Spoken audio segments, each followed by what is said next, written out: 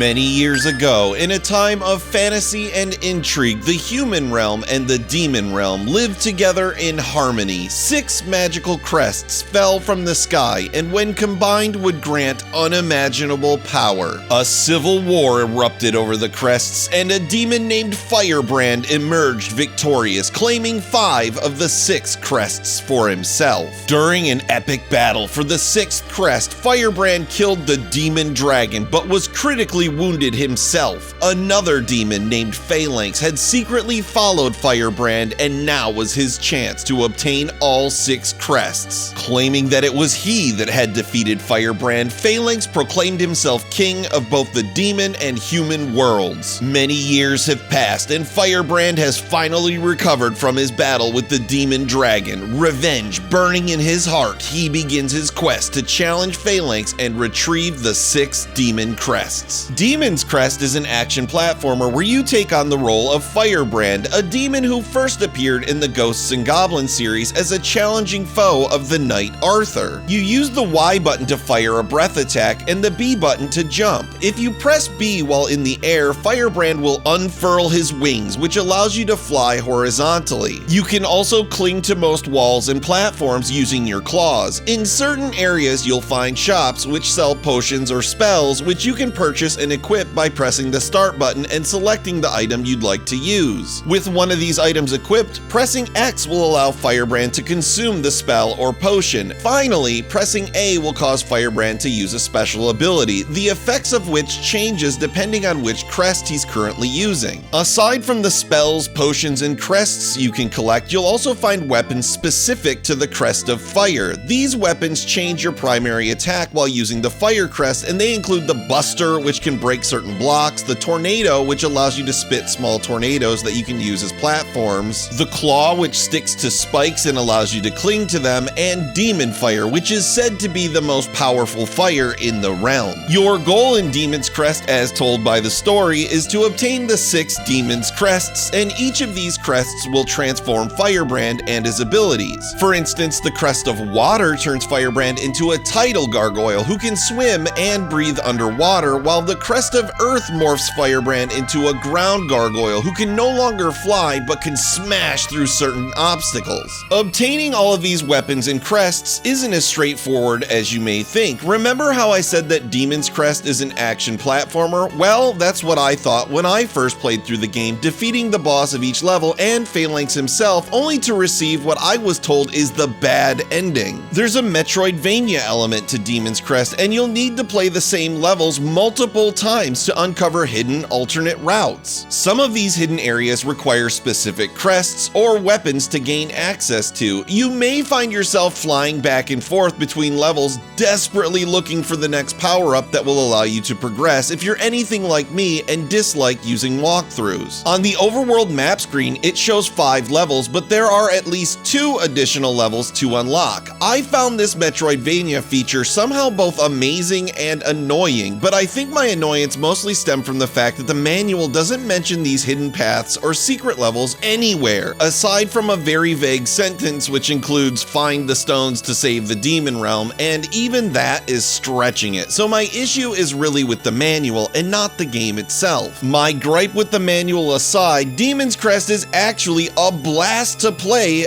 aside from one portion, which isn't necessary to beat the game, but from what I've been told, is necessary to get the true ending. There are mini-games to be found in Demon's Crest consisting of headbutting a certain number of skulls on the wall within a time limit. These mini-games frustrated me to no end, and no matter what I did, I simply could not get the hang of it. I had to hang my head in defeat and give up on my quest for the true ending, as I was simply unwilling to put in enough practice to even pass the novice level difficulty of these mini-games. For those that may be curious, here's how many crests and weapons I did manage to obtain before I finally put down the controller, and I'd love to hear from anyone in the comments that has managed to get the true ending. As for me, I'm satisfied with the endings I did receive, and I'll happily pick up Demon's Crest at some time in the future when I have the patience and perseverance to get the true ending for myself, because it's a great game. I give Demon's Crest a fiendishly fun